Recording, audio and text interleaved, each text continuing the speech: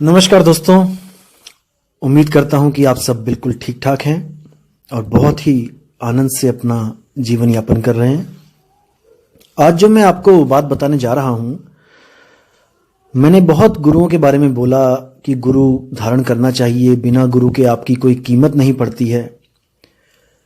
लेकिन दोस्तों, मैं आपको आज बताना चाहता हूं कि हमारे ही बीच में से कुछ लोग गुरु द्रोह कर देते हैं।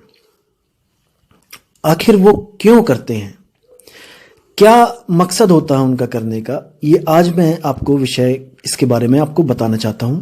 हालांकि ये अध्यात्म से रिलेटेड नहीं है, लेकिन फिर भी ये कई बार देखने में आता है। जब आप किसी पंथ से जुड़ते हो, किसी गुरु के आश्रम से जुड़ते हो, तो आपको कई तरह के लोग मिलते हैं। इसलिए आपको खबरदार करना मेरा फर्ज है। मैं आपको बताना चाहता हूं कि किस किस तरह के लोग आपको मिलते हैं और आपने खबरदार रहना है उन लोगों से। क्योंकि देखो, हर बंदा अपना अलग दिमाग लेके आया है इस दुनिया में, ठीक है। हर बंदे की अपनी अलग सोच है। कुछ लोग धर्म के नाम पे बकरे काटना जानते हैं और कुछ लोग धर्म के नाम पे गाय दान करना जानते हैं। इंसान एक है, बुद्धि एक है, लेकिन विचार अलग अलग हैं। विचार से ही कर्म बन जाते हैं। तो आपने किन लोगों का साथ कभी नहीं देना है, मैं आज उस पर डिस्कशन करूंगा कि गुरु द्रोह क्या होता है। इस दुनिया में तीन तरह की मानसिकता के लोग होते हैं जो आम आदमी से थोड़े से ऊपर होते हैं। जैसे एक आम आदमी होता है जो कभी गुरु नहीं बनना चाहता, कभी सपने में भी नहीं सोचता है कि मैं कोई गुरु बनूं, क्योंकि वो अपनी मुक्ति के लिए प्रयासरत है। वो यहाँ पर कोई अपना नाम मान बढ़ाई के चक्कर में नहीं किसी गुरु को धारण करता। वो हमेशा चाहता है कि मैं जिस गुरु की शरण में जा रहा हूं, मुझे वहां से परम ज्ञान मिले और मैं जन्म मरण के बंधन को तोड़ के हमेशा के लिए मुक्त हो जाऊं। उसका यही ध्येय होता है, यही उसका इरादा होता है, नामदान लेने का, गुरु से जुड़ने का, जो आम आदमी होते हैं। अब कुछ जो खास आदमी होते हैं, मैं उनके बारे में बता दूं। जो पहली तरह का जो इंसान होता है, जो शिष्य होता है, जो गुरु बनता है, वो कौन होता है? जैसे किसी ने नाम लिया गुरुजी से और गुरुजी का पूरा ज्ञान समझ लिया और उसको दिमाग में डाल लिया, और वो अब चाहता है कि मैं भी दुनिया को जगाऊं, मैं भी, इतना बड़ा पुण्य है किसी को, जीव को जगाना, उसको गलत रास्ते से सही रास्ते पे चलाना। वो कहता है कि गुरुजी मैं भी दुनिया को जगाना चाहता हूं, मैं भी जीव को जगाना चाहता हूं। तो गुरु उसको अगर आज्ञा दे दे कि जाओ बेटा, तुम आजाद हो, तुम रहोगे तो मेरे ही शिष्य, लेकिन जब तक तुम पूर्ण ना हो जाओ, जब तक चेला मत बनाना, किसी को नामदान की बख्शिश मत करना, हां तुम प्रचार करना और जीवों को जगाना। तो अगर वो इंसान कहीं पर जाकर आश्रम खोलता है और वहां पर जो गुरुजी ने उसको लक्ष्य दिया है, उस लक्ष्य को प्राप्त करता है और वो पूर्ण हो जाता है और वो अब गुरु से आज्ञा लेके शिष्य बनाने लग जाता है, तो वो गुरुद्रोही नहीं है। वो गुरुद्रोही नहीं है क्योंकि वो गुरु की आज्ञा में है। अब दूसरी तरह के जो इंसान होते हैं, वो कौन होते हैं? वो गुरु के पास जाते हैं, गुरु का ज्ञान समझते हैं, सब कुछ उनको पता लग जाता है, और वो जो मन में छोटा सा बीज है, जो गुरु बनने का जो इच्छा है, वो बीज एक दिन पेड़ का रूप ले लेता है और वो गुरु को त्याग के, गुरु को छोड़ के किसी और स्थान में बैठ जाते हैं और वहां पर वो अपना आश्रम चलाते हैं और आने वाली संगत को उसी वाणी से प्रभावित करते हैं जो वाणी उसने आश्रम में गुरुओं से प्राप्त करी थी। उनके संत, जिस संत की वो शरण में होते हैं, जैसे कोई कबीर पंथी, कोई रविदास पंथी, कोई नानक पंथी, वो उन संतों को कभी गाली नहीं देते। वो उन संतों का हमेशा मान आदर करते हैं, क्योंकि उनको पता है कि ये संत ही हैं जो हमें इस दुनिया से निकालते हैं। तो वो अपना अलग मार्ग चलाते हैं, लेकिन वो अपने गुरु तक नहीं पहुंचने देते शिष्यों को। वो कहते हैं कि नहीं, जो कुछ भी है यहां पे है और मेरे गुरुजी के पास तो कुछ भी नहीं है। ऐसे जो भ्रमित करते हैं वो गुरुद्रोही एक नंबर कहलाते हैं। एक नंबर गुरुद्रोही। अभी 2 नंबर वाले भी बताऊंगा मैं आपको वो कौन होते हैं। तो ये 1 नंबर गुरुद्रोही होते हैं जो खुद तक संगत को रोकते हैं, आगे गुरुजी के पास जाने से मना करते हैं और वो पूर्ण भी नहीं होते हैं, क्योंकि अगर वो पूर्ण हो जाए तो वो कभी ऐसा दुष्कर्म कर ही नहीं सकते। पूर्ण जो हो जाता है वो तो परमात्मा का रूप हो जाता है, वो कभी भी इस तरह का छल कपट नहीं करता। अब जो तीसरे नंबर के होते हैं वो लोग कौन होते हैं, उनके बारे में आपने ध्यान से समझना है कि वो कौन होते हैं। वो लोग कौन होते हैं, पहले तो वो बहुत बहुत ज्यादा श्रद्धा वाले लोग होते हैं, बहुत ज्यादा भक्ति वाले लोग होते हैं। वो किसी गुरु के पास जाते हैं और वहां पर अटल श्रद्धा के साथ वो 10 साल 15 साल वहां पर सेवा करते हैं। फिर क्या होता है, फिर कोई गुरुओं में मतभेद हो जाता है, कोई लड़ाई झगड़ा हो जाता है, वहां पर कोई आश्रम टूट जाता है, या फिर कोई ऐसा केस लग जाता है गुरु पे, या फिर कोई ऐसी हरकत गुरु कर देता है, क्योंकि वो अधूरा होता है, ऐसी हरकत कर देता है कि वो जनता के आगे उसको झुकना पड़ता है, वहां से आश्रम खत्म हो जाता है। तो ऐसे लोगों का दिल टूट जाता है, ये लोग डिप्रेशन में चले जाते हैं। जब ये लोग दिल टूट जाता है तो इनका जो श्रद्धा होती है वो खत्म हो जाती है, क्योंकि इन लोग को पढ़ा दिया गया होता है कि हम परमात्मा के रूप हैं और आपका बाल बांका नहीं होगा। आप किसी से भी भिड़ जाओ, आप पुलिस से भिड़ जाओ, आप जज से भिड़ जाओ, आप फौज से भिड़ जाओ, और ये जो नादान परिंदे होते हैं ये गुरु को सत्य मानकर, जो इनका पखंडी गुरु होता है, अधूरा गुरु होता है, उसको सत्य मानकर ये लोग सरकार से, पुलिस वालों से उलझ जाते हैं और डंडे खाते हैं। कुछ लोग तो गुरु के साथ ही जेलों में भी ठूस दिए जाते हैं। अब ये लोग जो बच जाते हैं ये डिप्रेशन में चले जाते हैं। इनको समझ नहीं आता कि अब क्या किया जाए, जिंदगी की शुरुआत कैसे हो, खत्म हो जाती है इनकी जिंदगी एक तरह से। लोगों के ताने सहने पड़ते हैं कि देखो ये फलाने गुरु के साथ जुड़ा हुआ था, उस गुरु का क्या हाल हुआ है और इसका क्या हाल होगा। तो इन लोगों के मन में जो परमात्मा की जो श्रद्धा होती है, बहुत अटूट श्रद्धा होती है। ये रोते हैं ये रातों में परमात्मा को पाने के लिए।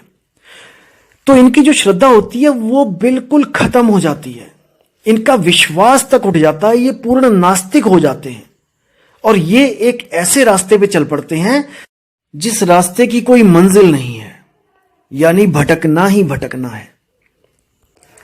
लेकिन जन्म मरण का बंधन तो है, इनको पता है।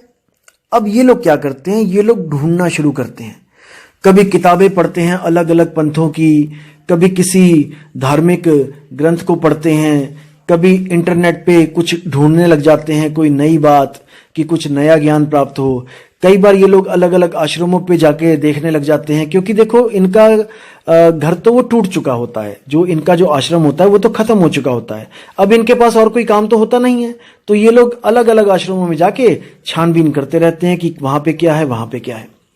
तो ये लोग क्या करते हैं, ये थोड़ा थोड़ा ज्ञान हर आश्रम का उठा के लेके आते हैं। और ये लोग, ये चतुर भी होते हैं, डिप्रेशन में तो होते हैं, लेकिन इनके अंदर एक बीज होता है गुरु बनने का। वो बीज जब विराट रूप धारण करता है तो इनके मन में यही इच्छा होती है कि अब मैं गुरु बन ही जाऊं।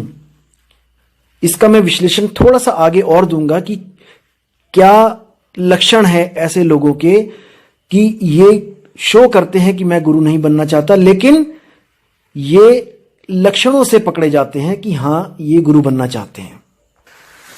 तो ये लोग अलग अलग आश्रमों में जाके अलग अलग ग्रंथ पढ़कर, अलग अलग संतों की बाणियां सुनकर ये एक खिचड़ी पका देते हैं। याद रखिए दोस्तों, एक खिचड़ी पकाते हैं। जैसे आप दाल और चावल अलग अलग पकाते हो तो घी अलग होता है, दाल अलग होता है, चावल अलग होता है, तो उसका खाने का स्वाद अलग होता है। और जब वही चीज आप सब कुछ मिक्स कर देते हो एक ही बार में, तो उसको जो स्वाद होता है खिचड़ी का वो अलग होता है। होती वही चीजें हैं जो डाली हैं आपने, जैसे दाल डाली है, चावल डाला है, प्याज डाला है, लहसुन डाला है, नमक डाला है, सब कुछ वही है जो आप खाते हो। लेकिन खिचड़ी का जो स्वाद होता है वो बाकियों से अलग होता है। जैसे दाल चावल है उससे अलग होता है, या अकेली दाल खाओगे उससे अलग होता है, अलग चावल खाओगे तो उससे अलग होता है। लेकिन एक तरह की ये खिचड़ी बन जाती है तो ये बहुत टेस्टी हो जाती है। और इसमें जो तड़का लगाते हैं देसी घी का, वो क्या है, वो है नए नए शब्द खोज के लाना। ऐसे शब्द जो आपने कभी सुने भी ना हो। कैसे? ध्यानातीत, गुरुतीत, मतलब कि ऐसे ऐसे शब्द खोज के लाना कि आप आकर्षित हो जाओ कि ये क्या भला है।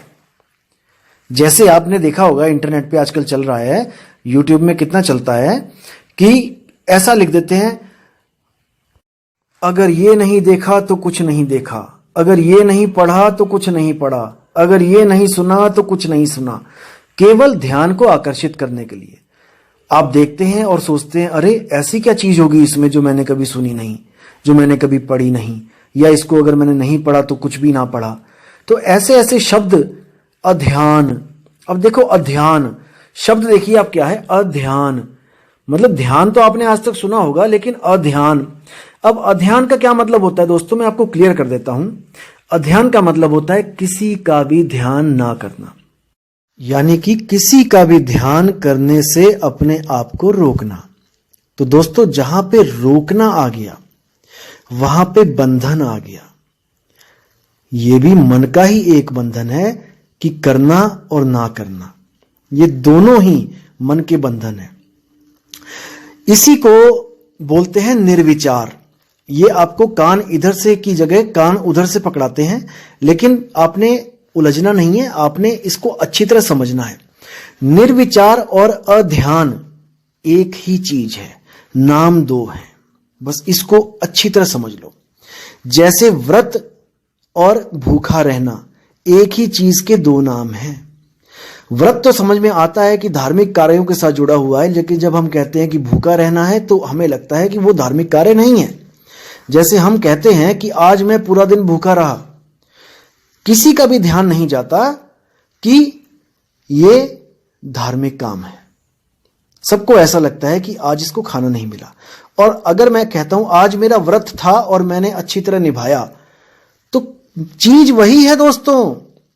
खाया आपने पूरा दिन नहीं, लेकिन आपने उसको एक नाम दे दिया व्रत। तो व्रत कहना लगता है जैसे पाखंडवाद है, और भूखा रहना लग रहा है कि जैसे बहुत महान काम कर दिया है। इसी तरह निर्विचार का मतलब होता है जब आपने कोई भी विचार प्रकट नहीं करना है। शुरू में विचार आएंगे आएंगे आएंगे, आपने विचारों को रोकना है। आप कुछ कर रहे हो, यहां पे आप रोक रहे हो, और एक दिन आपकी साधना पूर्ण होती है और आप विचार मुक्त हो जाते हो। दोस्तों विचार आते हैं तभी तो ध्यान जाता है।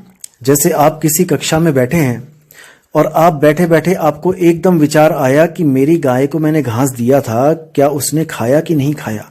अभी विचार जैसे ही आया आपका सारा ध्यान कक्षा से हटकर चला गया गाय के पास। अब वो जो ध्यान है वो तब तक नहीं अध्ययन हो सकता जब तक आपके विचार शून्य ना हो जाएं। बात वही आ गई दोस्तों, घुमा फिरा के कान वहीं पकड़ाया गया। विचार शून्य ही अध्ययन है। जब विचार ही नहीं होगा तो ध्यान नहीं होगा। तो कहने का मतलब कोई नई बात नहीं बताई जा रही है जो आप सोचो कि बहुत बड़ा परम ज्ञान कोई दिया जा रहा है आपको किसी स्वयंभू आत्मज्ञानी के द्वारा। ये वही ओशो वाली बातें हैं, लेकिन उसमें क्या है, मक्खन लगा लगा के, तड़का लगा लगा के देसी घी का आपको परोसा जा रहा है और आपको खाने में अलग स्वाद आ रहा है। चीज वही है दोस्तों, सेम चीज वही है। तो ऐसे चालाक जीवों से दोस्तों खुद को बचा के रखना है, हमेशा अपनी सेफ्टी रखनी है, कहीं आप ऐसे चालाक लोगों के जाल में ना फंस जाएं। आपको मैं परख देता हूं और आप मेरी इस परख से आप विचार कीजिएगा, विवेक लगाइएगा कि मैं कहां तक सत्य हूं। मैं ये सोचता हूं, मैं ये मानता हूं कि जो आत्मज्ञानी, सच में जो आत्मज्ञानी होते हैं, जो हुए हैं, वो कभी भी किसी को ये नहीं बोलते कि मैं आत्मज्ञान को प्राप्त कर चुका हूं या मैं परमात्मा को प्राप्त कर चुका हूं। संतों की वाणी है, जिन ही पाया तिन ही छुपाया आत्म राम। वो कभी दोस्तों कभी नहीं बोलता किसी को, वो कभी शोर नहीं मचाता, हल्ला नहीं मचाता कि देखो मैं आत्मज्ञान को प्राप्त कर लिया हूं। वो तो मन माया की हद से परे हो गए होते हैं, वो स्थिर हो चुके होते हैं। वो कभी जग में ये जाहिर नहीं करते कि मैं आत्मज्ञानी हूं। अगर आपको यकीन नहीं है तो किसी भी एक आत्मज्ञानी का नाम बता दो, किसी भी एक आत्मज्ञानी का नाम बता दो जिसने दुनिया में ढिंडोरा पीटा हो कि मुझे आत्मज्ञान हो गया है। भीखा साहिब कहते हैं कि भीखा बात अगम की कहन सुनन में नाही, जो जाने सो कहे नहीं और कहे सो जाने नहीं। इसी से आपको पता लग जाना चाहिए कि कौन आत्मज्ञानी है और कौन नहीं है। ये बिल्कुल परख की वाणी है, इसमें कोई दो राय नहीं है, संशय नहीं है। क्योंकि आपने इन मनमुखी आत्मज्ञानियों के मुख से भी सुना होगा कभी किसी ऑडियो वीडियो में कि जो भी आत्मज्ञान को प्राप्त कर जाता है वो एक पल भी इस शरीर में नहीं रहना चाहता, इस लोक में नहीं रहना चाहता। और यहां तो भाई मान बढ़ाई की बात चल रही है। यहां तो आपके कल्याण का नाम लेकर अपने आप को प्रस्तुत किया जा रहा है कि मैं ही वो आत्मज्ञानी हूं जो इस सारी दुनिया से सबसे अलग हूं। सारे संतों को फेल करके मैं ही एक आत्मज्ञानी हूं। इन आत्मज्ञानी को कैसे पकड़ा जाता है दोस्तों, मैं बताता हूं कि इनके मन के अंदर जो बीज होता है गुरु बनने का, अपने गुरु बनने का मतलब ये नहीं कि ये कोई पैसे चाहते हैं आपसे या फिर ये कोई बड़े बड़े आश्रम बनाना चाहते हैं, नहीं। केवल यही लालच नहीं होता है। कबीर साहब कहते हैं, माया तजनी सहज है, मान तजा नहीं जाए, मान मुनि मुनिवर गले, मान सबन को खाए। ये जो मान है ना, मान बढ़ाई कि मुझे ज्ञानी समझे लोग, मुझे अच्छी निगाह से देखें, मुझे ज्ञानी वाली निगाह से देखें, ये सबसे बड़ा रोग लगा है। और इसी को कहते हैं अहंकार, सूक्ष्म अहंकार, अपने आप को बाकियों से महान घोषित करना। अब आपको लगेगा कि मैं ऐसे कैसे बोल रहा हूं, तो मेरी आप एक बात अच्छी तरह समझो। जैसे कई आत्मज्ञानी आपने देखे हैं जो शुरू में ऑडियो भेजते हैं, ऑडियो में पूरा ज्ञान समझाते हैं, उनकी आवाज आपके दिलों तक पहुंचती है। अगर वो सच्चा आत्मज्ञानी है तो वो कभी भी अपने आप को हाईलाइट नहीं करेगा दोस्तों, क्योंकि उसका मकसद खुद को हाईलाइट करना नहीं होता, उसका मकसद होता है आपका कल्याण करना। और मैं जहां तक समझता हूं कि उसकी आवाज आपके कल्याण करने के लिए बहुत है दोस्तों। उसकी आवाज आपकी आत्मा को झंझोड़ देगी, उसकी आवाज आपको आकर्षित करेगी। अगर वो सच्चा आत्मज्ञानी है तो वो कभी भी इस जड़ शरीर को, इस जड़ चेहरे को कभी आपके सामने पेश नहीं करेगा। अगर वो फोन पे नामदान देता है तो उसको कभी भी आपके सामने आने की जरूरत नहीं पड़ेगी दोस्तों। लेकिन अगर आपके सामने आ रहा है, अपना चेहरा दिखा रहा है, इसका मतलब सूक्ष्म रूप में उसके अंदर अहंकार है कि जो लोग कल्याण करवा रहे हैं वो कम से कम ये तो जाने कि मैं दिखता कैसा हूं, कि मैं कैसा दिख रहा हूं, कि मेरी शक्ल कैसी है। दोस्तों ये सब गुण मन के हैं, आत्मा के नहीं हैं। ये सब गुण मन के हैं। ये सूक्ष्म अहंकार प्रबल हो जाता है। जब ये प्रबल हो जाता है तो क्या होता है दोस्तों, अभी मैंने 3-4 दिन पहले ही थोड़ा सा बोला था आत्मज्ञानी के खिलाफ, और देखिए आज उस आत्मज्ञानी ने एक वीडियो रिलीज की है और 40 मिनट की। आप देखिएगा उसकी और कोई वीडियो इतने मिनट की नहीं होगी, कोई 10 मिनट की, कोई 5 मिनट की, कोई 12 मिनट की, कोई 21 मिनट की, कोई 25 मिनट की। लेकिन उसके मन को जो ठेस पहुंची है वो अब उबाले खा खा के बाहर आ रही है कि मेरे बारे में ऐसा कैसे बोल दिया। यानी कि आत्मज्ञान की ABCD तक भी नहीं पहुंचा है वो। अगर वो आत्मज्ञानी होता तो समुद्र की तरह शांत होता। उसकी लैंग्वेज देखिए कैसे बदल चुकी है। वीडियो में देखिए कैसे होंठ सूख रहे हैं उसके, कैसे होंठों को बार बार वो गीला कर रहा है।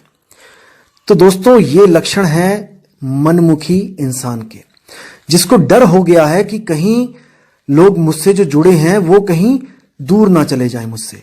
और यहां तक कि उसको इतना डर हो गया है, वो वीडियो में ये तक बोल रहा है कि भाई आप अगर चले भी जाओ तो खोलना मत ये ज्ञान मेरा। यानी कि ये अब डर रहा है कि कोई मेरा ज्ञान ना खोल दे। आत्मज्ञानी कभी डरता नहीं दोस्तों, आत्मज्ञानी कभी नहीं डरता। अगर कोई उसका ज्ञान खोल रहा है तो उसको खुशी होनी चाहिए। वो खुश होता है कि अभी तक तो मैं अकेला कल्याण कर रहा था, अब 10 लोग और मिलके वही बात लोगों को बताएंगे। झूठा आत्मज्ञानी कभी नहीं चाहता कि उसकी गद्दी कोई और ले। याद रखना दोस्तों, झूठा आत्मज्ञानी कभी नहीं चाहता कि जो मान बढ़ाई उसे मिल रही है वो किसी और को मिले। यहां तक कि अगर आप उससे प्रश्न करोगे कि जैसे कि गुरुजी या दोस्त जी जो भी आप बोलो कि जैसे आपको अनंत लोक दिखाई देते हैं, क्या वो हमें भी दिखाई देंगे आत्मज्ञान होने के बाद? तो इनकी चालाकी देखना दोस्तों, क्या बोलेंगे कि नहीं, ये तो पूर्व जन्मों के संस्कार होते हैं जो मुझे मिल चुके हैं, जो मेरे पूर्ण थे, इसलिए मुझे वो ज्ञान मिल गया है कि मैं अनंत लोकों को देख सकता हूं, और तुम्हें अभी वो संस्कार नहीं है, तुम्हें वो लोक नहीं दिखाई देंगे।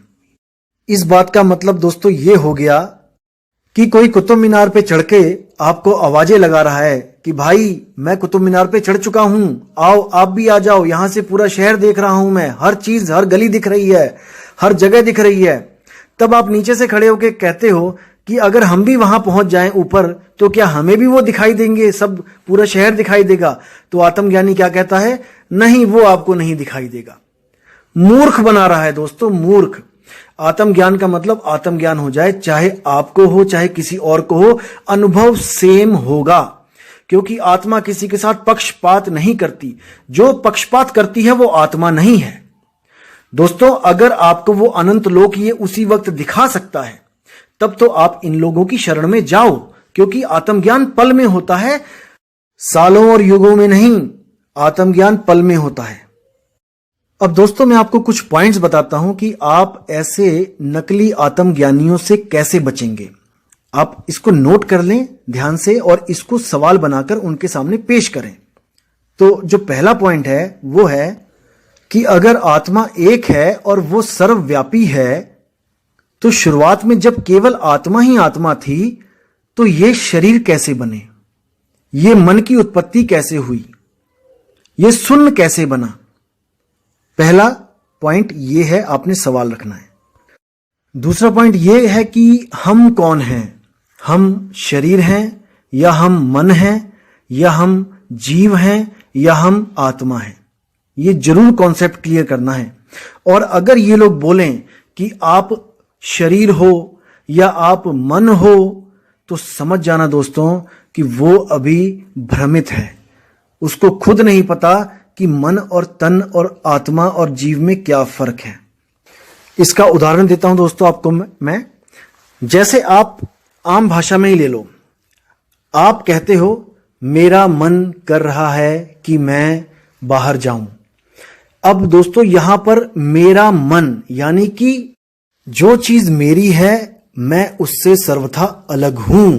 जैसे मेरा पेन, मेरी किताब, मेरा बैग, यानी कि मुझसे अलग जो वस्तु है वो मेरी है। मैं पेन नहीं हूं, मैं किताब नहीं हूं, मैं बैग नहीं हूं। यानी यहां पे दो चीजें आ गई, मेरा बैग यानी मैं और मेरा बैग, मेरा मन यानी मैं और मेरा मन। यहां पे दो चीजें आ गई। अब ये मैं कौन है, जब तक इस पे विचार नहीं किया, जब तक आप ज्ञान को नहीं समझ सकते और इन लोग को नहीं पकड़ सकते।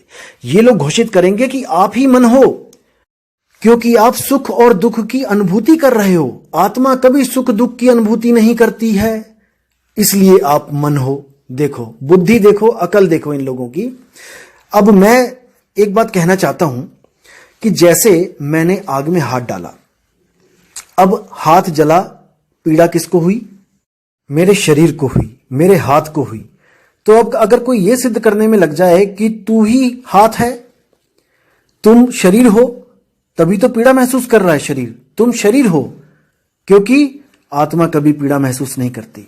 तुम शरीर हो, तुम्हारा हाथ काटा जाए तुम्हारे हाथ में दर्द होगा, तुम्हारे पैर पे डंडा मारा जाए तुम्हारे पैर में दर्द होगा। तो तुम शरीर हो, तो आपको कैसा महसूस होगा? क्या आप इस बात को सच मान लोगे कि आप शरीर हो? अगर आप शरीर नहीं हो भाई, तो आप मन भी नहीं हो। इसको समझना है ध्यान से, विवेक लगा के। क्योंकि कबीर साहब क्या कहते हैं कि मन ही स्वरूपी देव निरंजन तुम्हें राख भरमाई हो। कबीर साहब की वाणियों पे विचार करो। कबीर साहब कह रहे हैं मन ही स्वरूपी देव निरंजन। जिस काल की जो बात हो रही है अनुराग सागर में, वो मन ही है, मन ही काल है भाई। और वो काल तुमसे सर्वथा अलग है। तुम काल नहीं हो, तुम मन नहीं हो। अगर तुम ही मन निरंजन हो, तुम ही मन हो, तो तुम क्या आत्मा के जाल में फंसे हो? तो साहिब चेतावनी किसको दे रहे हैं?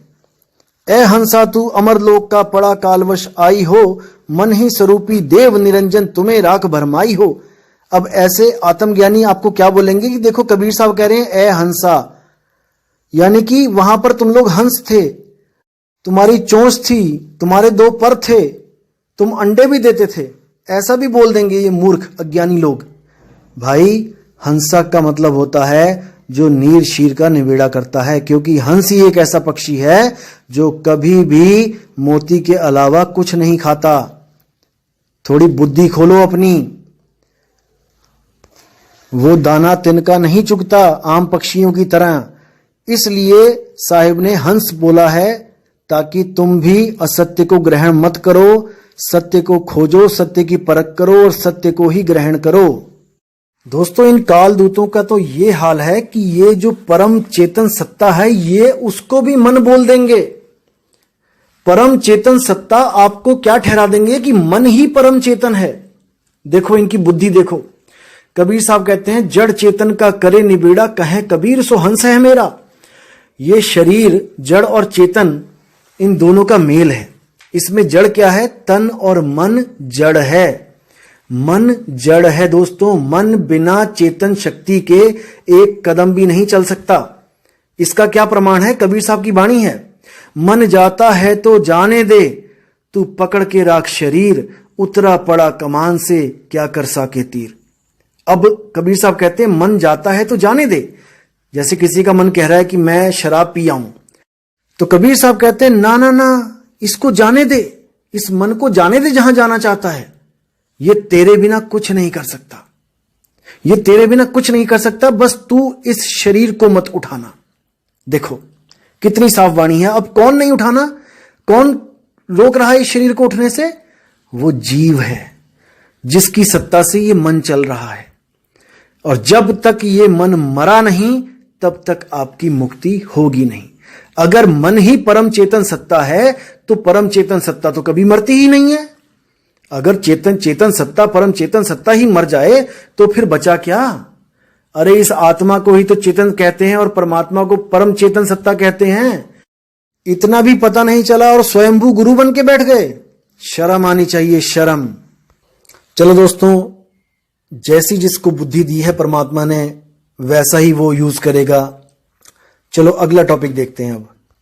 अब दोस्तों इन्हीं लोग की बातों से आपको एक चीज पता लगेगी। आप इन लोग के सत्संग सुनोगे जब, ये लोग क्या कहते हैं कि शून्य तक जो है वो आना जाना लगा रहता है सबका। जो शून्य तक की भक्ति करता है आना जाना लगा रहता है, और शून्य के पार एक दरवाजा है जहां से आत्मा का क्षेत्र शुरू होता है। आप ऐसा सुनोगे एक जगह कि शून्य के बाद आत्मा का क्षेत्र शुरू होता है। अगर आप वहां तक पहुंच जाते हो तो आप वापस कभी यहां नहीं आओगे। अब बुद्धि लगाओ दोस्तों, विचार करो। एक तरफ ये कहते हैं कि ऐसी कोई जगह नहीं जहां पर आत्मा नहीं है, और खुद ही बॉर्डर लाइन लगा देते हैं कि शून्य से पहले तो आत्मा नहीं मिलेगी, शून्य से पार जाना पड़ेगा। देखो मूर्खता की हद होती है दोस्तों, चालाकी की हद होती है। असल में भोले भाले जीवों को नहीं पता होता कि असलियत क्या है। जिसको नहीं पता, जैसे आप अमेरिका गए, अब आप जब वहां जाते हो तो आपको नहीं पता कि वहां पे जो डॉलर चलता है उसकी पहचान क्या है, असली की और नकली की। जैसे अभी 2000 के नोट चले थे भारत में भी, तो हम लोग को तो पता ही नहीं चल पाया था कि असली क्या और नकली क्या। लोगों ने प्रिंटर में बना बना के छाप दिए। 2-2000 के नोट चला आए गांव में, क्योंकि परख नहीं है दोस्तों, क्योंकि पता नहीं है उसके बारे में। क्योंकि जब तक पता नहीं है जब तक सवाल उठ नहीं सकते। अब मैं आपको परख दे रहा हूं और आपने सवाल उठाने हैं।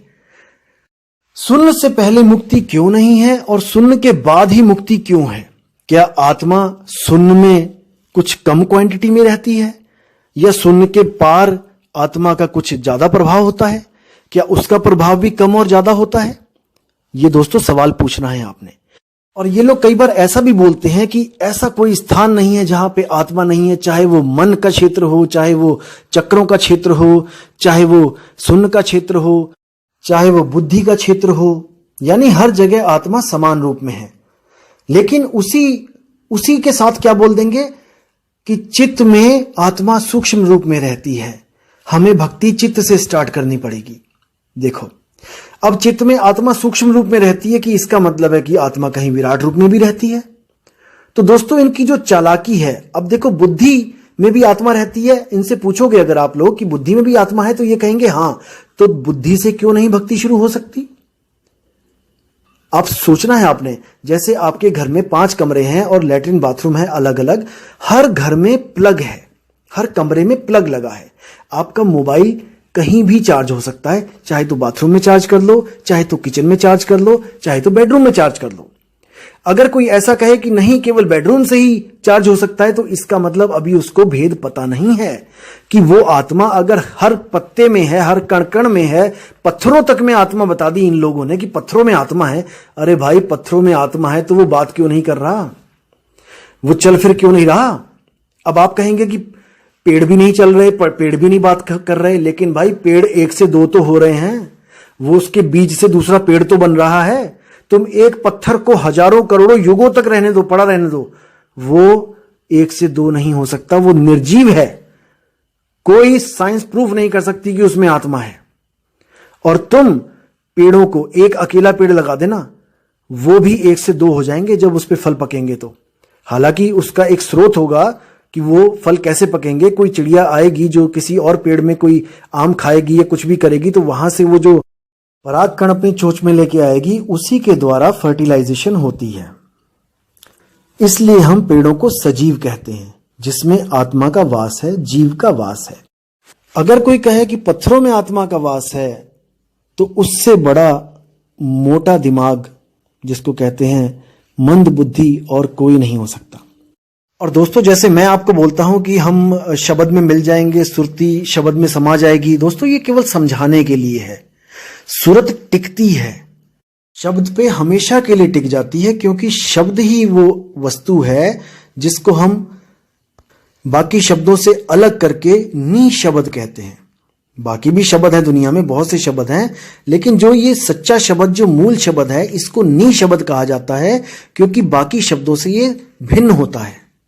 और इस शब्द की जो साधना है, इसका मतलब ये नहीं होता कि आप शरीर को साध रहे हो, इसमें सुरती को साधा जाता है। आप शब्द पढ़िए कबीर साहब का, संतों सहज समाधि भली है, गुर प्रताप जिस दिन से जगी है, दिन दिन अधिक चली है। जहां जहां डोलूं सो परिक्रमा, जो जो करूं सो पूजा, गिर है उजाड़ एक सम देखूं, भाव मिटाऊं दूजा। गिर है उजाड़ एक सम देखूं मतलब इस पंच तत्व का जो ग्रह है, ये मेरा घर है, इसको उजाड़ दूं, यानी कि अब इसमें रहने की ख्वाहिश खत्म कर दूं। और एक सम देखूं यानी उस शब्द की तरफ देखूं जैसे चांद को चकोर देखती है। उस शब्द की तरफ मैं अपनी सुरती को लगाऊं, ताकि ये देह छूटने पर मेरी सुरती हमेशा के लिए शब्द पे टिक जाए, क्योंकि शब्द ही अनादि है, शब्द कभी खंड नहीं होता, शब्द स्थिर है। उसी को शब्द गुरु बोला गया है। शब्द गुरु चित चेला रे। और वो कण कण में व्याप्त नहीं है। कोई सोचे कि वो कण कण में व्याप्त है, भाई वो ब्रह्म है। जो कण कण में व्याप्त है वो ब्रह्म है। तो मैं आपको ब्रह्म, आत्मा और परमात्मा का जो भेद है, मैं आपको अगली वीडियो में जरूर बताऊंगा। तो एक बात और समझ लीजिए कि कबीर साहब जहां पर भी बोलते हैं, अपने बारे में बोलते हैं, तो वहां पर वो कोई शरीर लेके नहीं बोलते हैं कि वो एक शरीर है, वो एक आत्मा है। और जहां पे उन्होंने बोला है कि मोह को कहां ढूंढे रे बंदे, तो इसका मतलब ये नहीं कि वो ये कह रहे हैं कि तुम कबीर को कहां ढूंढ रहे हो, ऐसा नहीं है दोस्तों। वो आत्मा की बात कर रहे हैं कि आत्मा को कहां ढूंढे रे बंदे, आत्मा तेरे पास में। ना तीर्थ में, ना मूरत में, ना एकांत निवास में, ना मंदिर में, ना मस्जिद में, ना काशी कैलाश में, मोह को कहां ढूंढे रे बंदे, यानी आत्मा को कहां ढूंढे रे बंदे, आत्मा तेरे पास में। अब कबीर साहब ने कहा कि ना तीर्थ में, ना मूरत में, मूरत में भी आत्मा नहीं है। और ये महाराज जी जो ज्ञानी बने हुए हैं, ये संत महाराज, ये कहते हैं कि आत्मा ऐसी कोई जगह नहीं है जहां पे है नहीं। और कबीर साहब ऐसी कोई जगह नहीं छोड़ रहे जहां पे कह दें कि वो है। हर जगह कह रहे हैं कि नहीं है, नहीं है, नहीं है।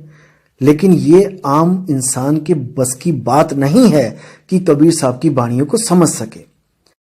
कबीर साहब ने कहा, नहीं प्राण में, नहीं पिंड में, ना ब्रह्मांड आकाश में, ना मैं त्रिकुटी भंवर गुफा में, और नहीं श्वास की श्वास में।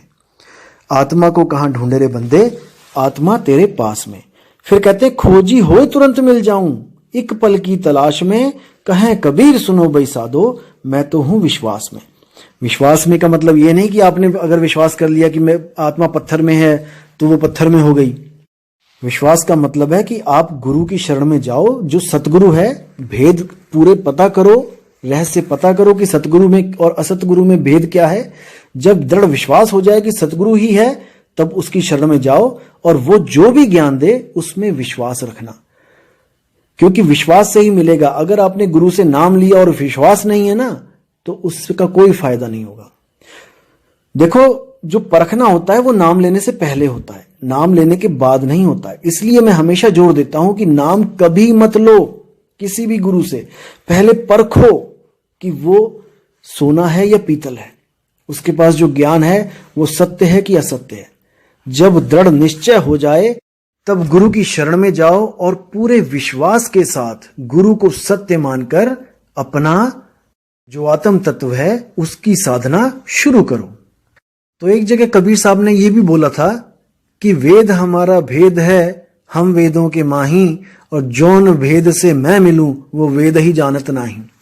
अब इसका मतलब ये नहीं है कि कबीर साहब अपनी बात कर रहे हैं कि मैं वेदों में हूं। वेदों को तो पता है आपको कि किसका ज्ञान है, वो भला कबीर साहब को क्यों उसमें रखेगा, कबीर साहब का वहां पे क्यों जिक्र करेगा कि कबीर साहब वेदों में मिलेंगे, ऐसा नहीं है।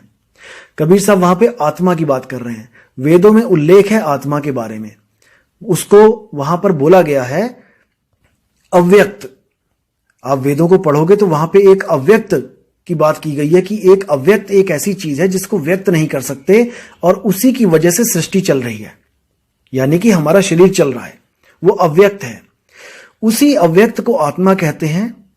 और कबीर साहब ने यही समझाने की कोशिश करी कि जिस अव्यक्त की बात वेदों में है वो असल में वेद को भी उसका भेद नहीं पता है, क्योंकि वो आत्मा बोली लिखी पढ़ी नहीं जा सकती, उसका कोई भेद नहीं जानता। उसका भेद कौन जानता है? केवल और केवल परमात्मा जानता है, जिसको हम शब्द कहते हैं। जब वही शब्द हमारे कल्याण के लिए इस दुनिया में आता है तो वो एक पुरुष रूप में आता है, गुरु रूप में आता है। जैसे कई संतों ने बोला कि मौला बंदा बन आया, कि वो शब्द स्वरूपी जो राम है वो एक गुरु बन के इस दुनिया में आके हमें चिताता है, हमें बताता है सही मार्ग। इसका मतलब ये नहीं कि उसकी आत्मा में कोई ज्यादा ताकत है और हमारी में कम है। हमारी और उसकी जो दोनों की आत्मा है वो सेम ताकत वाली है, सेम, हर चीज सेम है, स्वरूप सेम है। लेकिन फर्क क्या है कि हम बंधन में चले गए हैं और वो निर्बंध है। हम इस सृष्टि को बनाने में लग गए और वो सृष्टि नहीं बनाता है। बस यही भेद है, यही फर्क है। और वो देख रहा है कि हम पहले सृष्टि जब तक नहीं बनाई थी, जब तक हम बहुत खुश थे, आनंद में थे, लेकिन हमने ये सृष्टि बना के हमने सुख और दुख पैदा कर लिया है। तो साहिब कहते हैं, हंसा तू तो सबल था, हल्की तेरी चाल, रंग कुरंगी पड़ गया, ताते हुए बुरा हाल। कबीर साहब कहते हैं कि तू सबल था, तू मेरी तरह निर्बंध था, आजाद था, लेकिन तूने एक ऐसा जाल बुन लिया कि इस जाल को अब तू तोड़ के वापस उस घर को नहीं जा पा रहा है, अपने स्वरूप को प्राप्त नहीं कर पा रहा है। तू अपने आप को कभी तन समझता है शीशे के सामने खड़ा होके, और कभी अपने आप को मन समझता है। ना तो तू तन है ना तू मन है, तू इन दोनों को चलाने वाला जीव है। और जब यही जीव साधना करके अपने असली रूप में आता है, उसी को शुद्ध चेतन आत्मा कहा जाता है। जब तक ये जीव है, जब तक ये इच्छाओं में बंधा हुआ है, मन के द्वारा ये इच्छाएं प्रकट करता रहता है, मन इसको दौड़ाता रहता है और ये मन के पीछे लगा रहता है।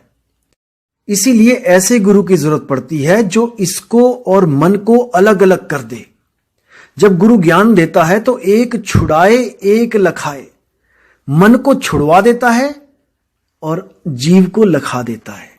ये जो जीवात्मा जहां पे बैठी है उसका लखाव करता है और उसको उसी का ही ध्यान दे देता है कि तू अपने ही ध्यान में रह, तू मन और तन के चक्कर में मत पड़।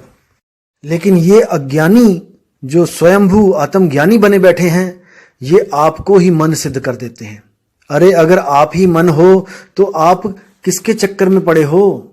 आप किसके चक्कर में पड़े हो? आपको फंसाने वाला कौन है? आप ही मन हो तो मारना किसको है? खुद को मारोगे क्या?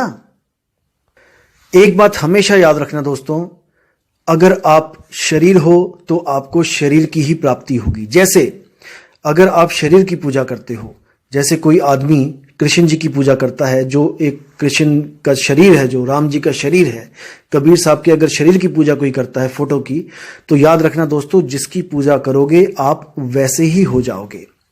और आप कभी भी शरीर होके मन की पूजा नहीं कर सकते और मन होके कभी आत्मा की पूजा नहीं कर सकते। याद रखना दोस्तों, अगर आपको कोई शरीर की पूजा करने वाला गुरु मिलता है तो वो आपको भी कहता है कि तुम भी शरीर हो, और भगवान को भी शरीर घोषित करके शंकर, हनुमान और अपने कबीर और बाबा नानक किसी की भी पूजा करवा देता है, क्योंकि वो अभी नहीं जानता कि आप शरीर नहीं हो।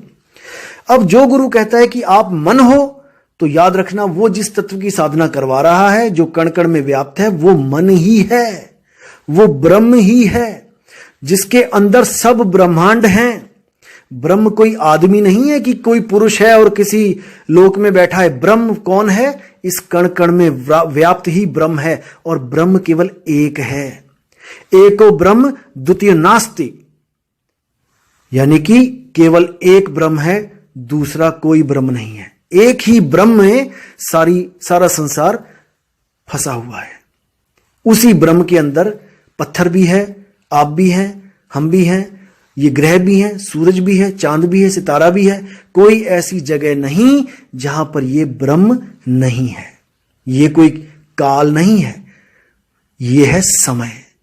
इसी समय में ये धरती का भी नाश करता है, ये पर्वत का भी नाश करता है, ये हमारे शरीरों का भी नाश करता है, ये अखिल सृष्टि का नाश करता है, लेकिन इसका नाश नहीं होता। ये ब्रह्म है, इसको दोस्तों समझना पड़ेगा। ये ब्रह्म है, ये कोई काल भगवान नहीं है।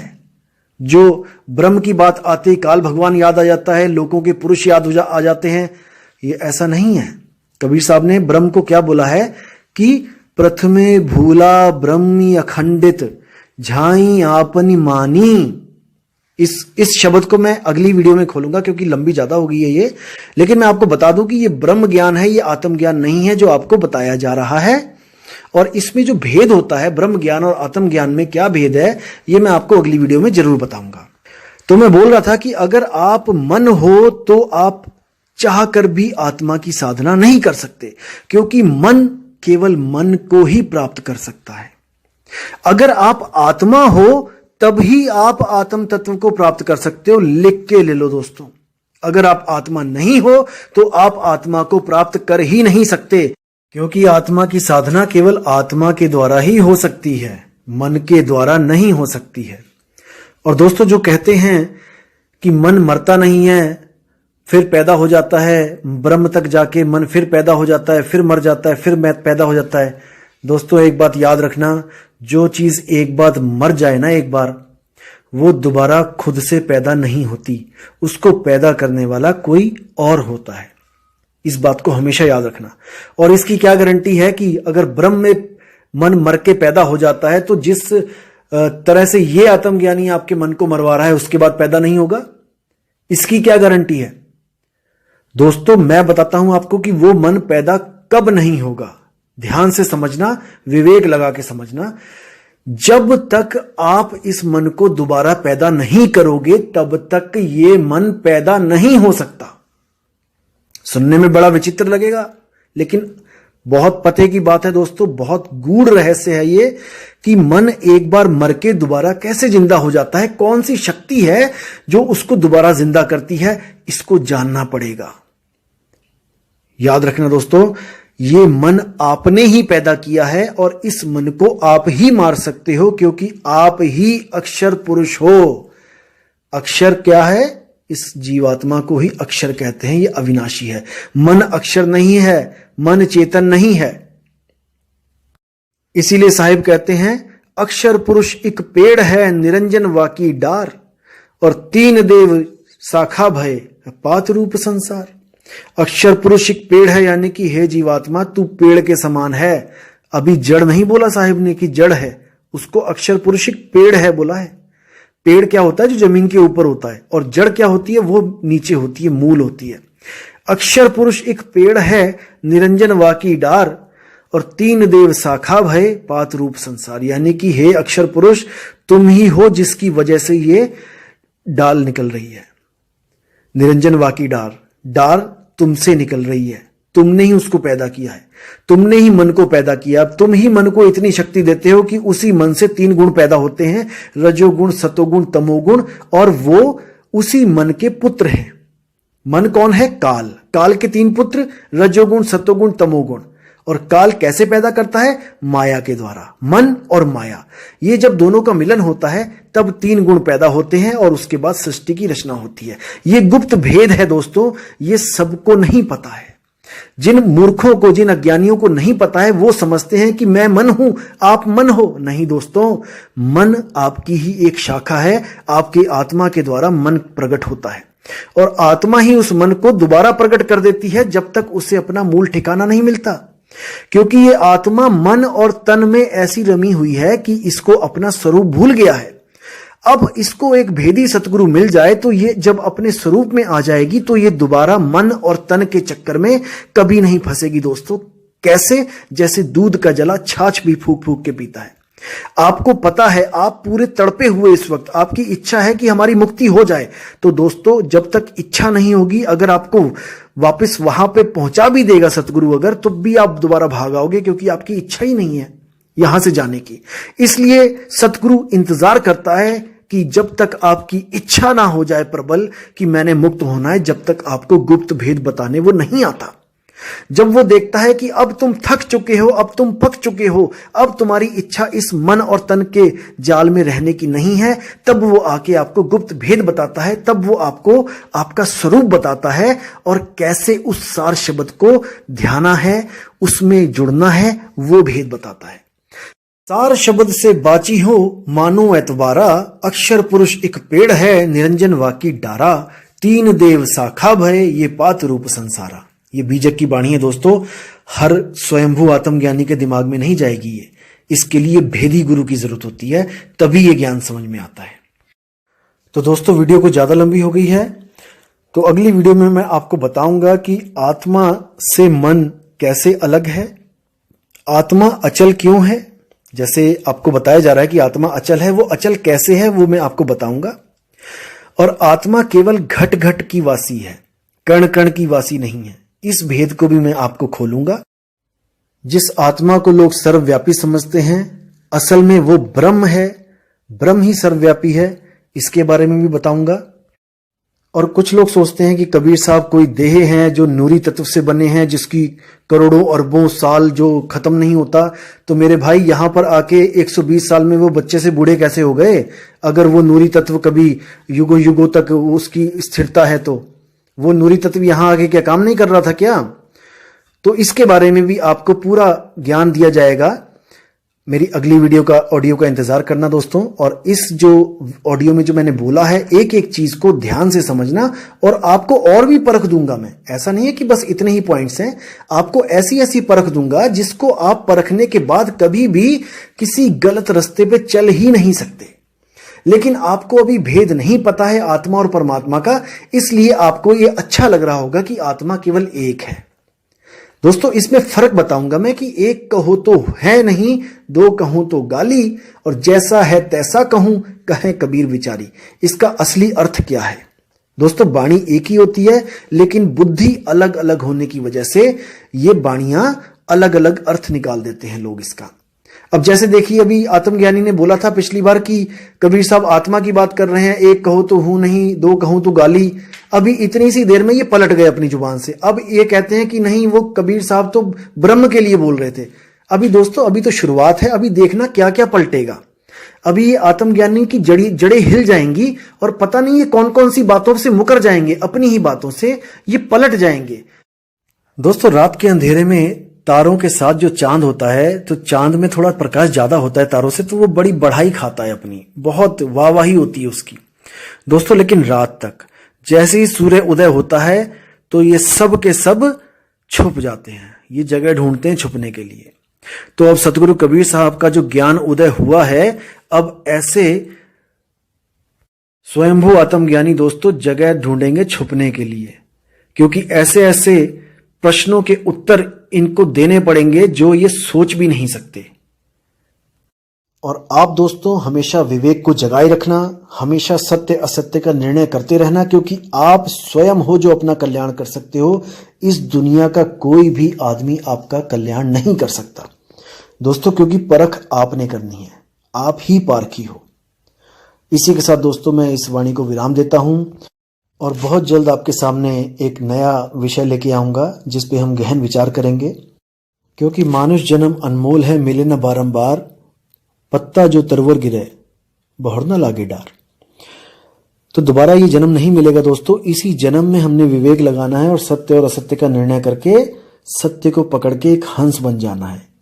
हंस बन जाना मतलब कोई बगुला जैसा पक्षी नहीं बनना है, हमने सत्य को पकड़ के सत्य स्वरूप हो जाना है, आत्म स्वरूप हो जाना है। जिस स्वरूप में हम थे, जो भूलवश हम इस स्वरूप में आ गए, इस भूल को सुधार के हम अपने मूल स्वरूप में हमने चले जाना है। तो दोस्तों आपका बहुत धन्यवाद जो आपने इतना समय दिया। जय गुरु बंदी छोड़ वैराग साहिब जी की, जय हो मदन साहिब जी की, जय जय बंदी छोड़ सतगुरु कबीर साहिब जी की। सत साहिब साहेब बंदगी।